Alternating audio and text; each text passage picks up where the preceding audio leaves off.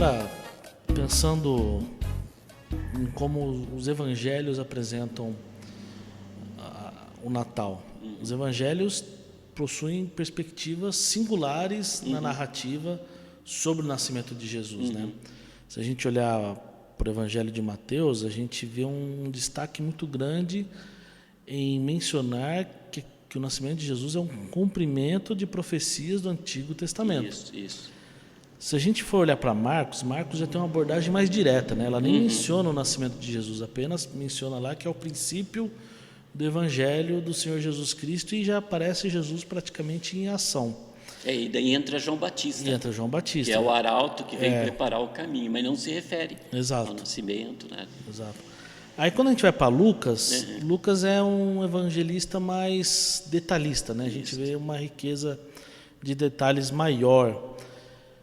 Agora, João é um cara, assim, uma mensagem meio fora da caixa, né? Fantástico. Ele amplia a concepção de descrever Jesus como o verbo encarnado, como eu sou, apontando para a divindade de Jesus. Como é que você percebe, olhando para essas diferentes abordagens que se complementam, como é que você vê a importância da chegada de Jesus e de que forma essas perspectivas se complementam a fim de enriquecer a mensagem do Natal? Eu vejo na questão assim da multiforme, né, das várias formas que Deus na sua soberania, né, fez com que esses homens escrevessem os evangelhos, né? Porque a gente vê de uma forma assim que Mateus, que expressa Jesus como rei, né? Que é mostrar que na dinastia, na geração de Davi, o único digno foi Jesus, né? E é interessante que na genealogia mesmo começa com Abraão e termina ali com o nascimento de Jesus, né? Então a gente vê um evangelho esboçado e com ênfase para atrair os judeus, né? De uma forma muito prática isso e muito assertiva. Tanto é que ele usa muito reino dos céus, não usa reino de Deus, por causa de respeito, de toda aquela questão judaica, né? E a gente vê Marcos também, né? Acho muito interessante Marcos, que ele está preocupado com as ações, com as atividades de Jesus, né? De um Jesus que faz milagres, de um Jesus que ressalta cada vez mais também a sua divindade, né? Para abraçar o pecador, que prega não só para os ouvidos, mas prega para os olhos, né? Então isso acho interessante. E daí Lucas, que ele quer mostrar a humanidade de Jesus, né? A gente vê ali o cântico de Maria, todos aqueles detalhes, né? Os 3 capítulos iniciais são excelentes, né? Uma poesia ali que a gente fica assim maravilhado, né? O jeito da escrita, né? Então a gente louva a Deus, mas a gente vê a preocupação. Tanto é que na genealogia de Lucas ele começa com começa com Jesus e termina com Adão. Que ele quer mostrar a humanidade de Jesus, né? Então acho isso fantástico, né? E João, além de encorajar as pessoas, né? Ele quer mostrar um material ali para evangelização, para mostrar a deidade, a divindade de Jesus de uma forma muito clara, naqueles 8 sinais, 8 milagres que aparecem logo no seu evangelho. Eu acho fantástico. Então a gente vê a multiforme pregação de Cristo aí, de Deus, usando Cristo para atingir povos, né? E permeia isso para a gente, da gente ter essas facilidades. A gente vai fazer um discipulado, vai falar sobre Jesus, João, vamos estudar João, né? Você quer falar, né? Quer estudar mais sobre Maria, mostrar, vai em Lucas ali, quando Maria fala, né? Aqui está a tua serva, que se cumpre em mim a tua vontade, ela está colocando o seu útero, o seu melhor para Deus. E falar uma adolescente falar isso, né? É uma coisa fantástica, né? Então ela está colocando o seu melhor para Deus, né? Então coisas fantásticas, são materiais maravilhosos para a gente usar nessa questão de apologética, né? E se tivesse só um evangelho, você iria tirar características de Jesus, iria perceber que não é um nascimento comum. Isso. Mas quando você olha para os 4 evangelhos e como eles se complementam, você vê que o nascimento de Jesus, você vê que é alguém que veio para transformar a história, né? Então é um bebê que veio para ser o rei, o salvador, o Messias, o mediador, o sacerdote, Deus encarnado, o profeta, né? Completo. Assim, ele é a completude da vida, né? Então eles se complementam, né? E é engraçado que todos eles trazem a mesma mensagem de perspectivas diferentes. Que só acentua, né? Um Cristo que veio plenamente humano e plenamente Deus. Exato. Né? Então, isso é maravilhoso. A gente estuda aí as mitologias, a gente vê deuses lançando raio dos céus à terra, né? Assim, o nosso Deus veio, assumiu a nossa pele, assumiu o nosso corpo, né? Onde as pessoas, que nem João fala, nós contemplamos, nós apalpamos. Para mim, Natal é Deus conosco. Exato. Né?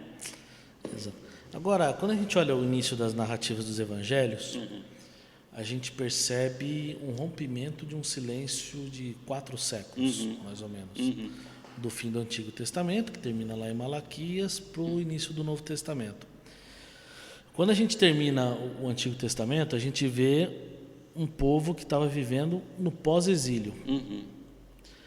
Quando a gente vai para o Novo Testamento, a gente já vê um povo sendo dominado pelo Império Romano, que até então não tinha surgido na história ali bíblica. Quando a gente explora os elementos culturais e históricos mencionados nos Evangelhos, que envolvem o nascimento de Jesus, você consegue enxergar algum paralelo daquela época com a cultura atual? Olhando assim, nós temos 2000 anos, quase, desde a ascensão de Jesus, e a gente espera o seu retorno.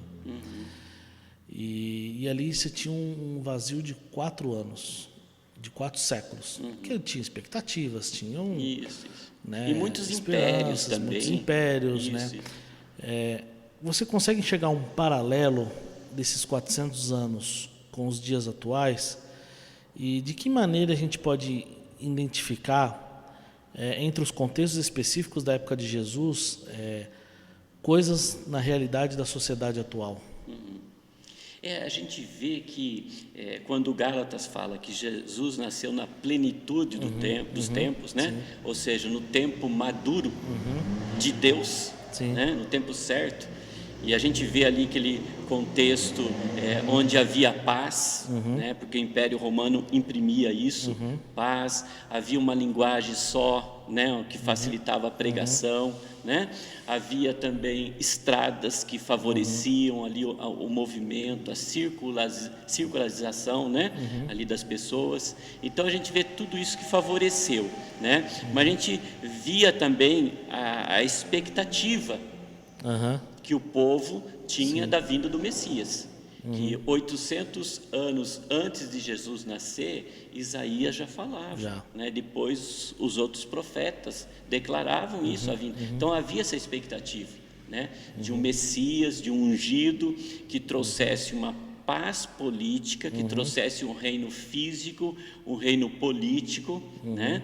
Então havia essa expectativa diante da opressão ali do Império Romano, né? Onde o Império Romano respeitava algumas posições judaicas, no sentido que eles tinham os partidos políticos religiosos, fariseus, saduceus, herodianos, zelotes, né? Vários partidos, mas havia uma pressão muito grande, né? E também a gente vê também a questão do sincretismo em que o povo de Israel estava envolvido ali, né? Onde havia uma adoração a César, tinha templos que adorava o imperador, tinha o busto do imperador, César o Senhor, né? Então ressaltava, e vários deuses, né? Havia esse sincretismo, havia também essa questão de várias seitas, filosofias de vida, o docetismo, né? Que falava que Deus não podia vir em carne em corpo, né? E só em aparência. Havia os gnósticos, né? Então a gente vê que era ali uma situação bem conflitante e aquela expectativa, né? De ter um reino de Deus presente ali, né? Então, mas quando Cristo chega, né?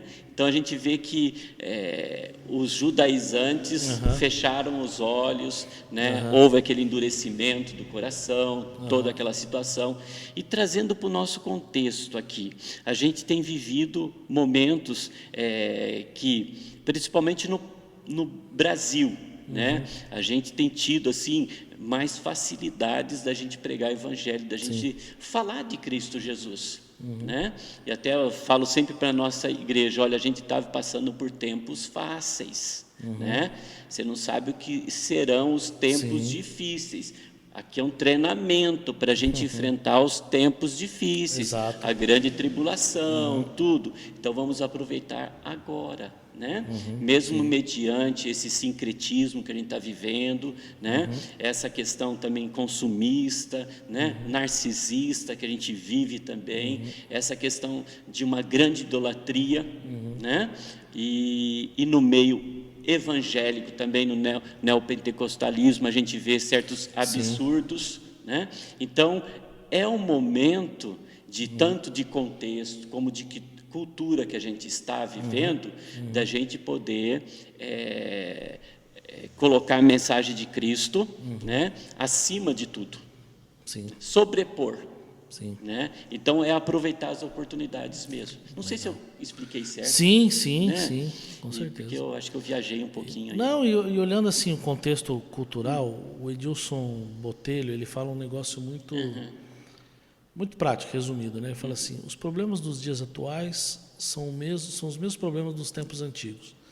Assim, o que muda são as roupagens. A maquiagem. A maquiagem. Então ele fala assim: a pós-modernidade nada mais é do que o que sempre existiu ao longo da história, que chama-se incredulidade.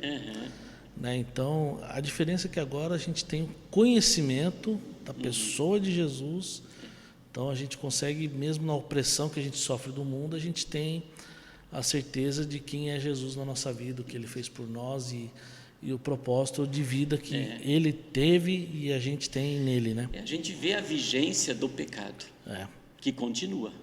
Não é mesmo? Que a gente vê o ateísmo, né? Cada vez aí mostrando a sua cara, né? Então é o momento da gente massificar mesmo, né? E o pecado, a incredulidade sempre nos acompanharão também. Só quando Cristo voltar que Ele vai dar um basta em tudo isso que a gente crê. Amém. Né? Exato.